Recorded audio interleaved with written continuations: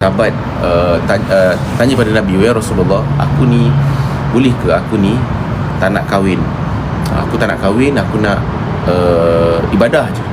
Ada juga sahabat dia yang kata, aku nak berbuka, aku nak berpuasa je, aku tak nak berbuka. Jadi Nabi larang, Nabi bagi tahu kepada ketiga-tiga sahabat ini, ketahuilah aku ni berpuasa dan aku juga berbuka.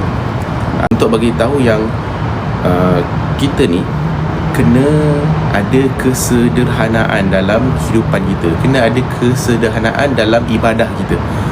Maknanya dalam ibadah pun kena sederhana, jangan terlalu ekstrim sangat. Pernah pada zaman Nabi dulu, seorang wanita yang Nabi larang perbuatan dia, Nabi tak suka perbuatan dia yang mengikat tangan dia dekat tiang-tiang masjid supaya dia boleh bangun untuk salat dan bangun untuk beribadah. Maksudnya ekstrim sangat dalam beribadah pun tak boleh, dilarang dalam agama. Wasatiyah, betul puan. So wasatiyah, bersederhana dalam apa saja keadaan, bersederhana dalam menyayangi manusia, bersederhana dalam kita beribadah, bersederhana dalam kita ni bermuamalah, bersederhana dalam kita ni tidur kan. Kalau lebih sangat tidur pun tak boleh. Bersederhana dalam kita bekerja, jangan terlalu overwork, dia akan buatkan kita makin sakit.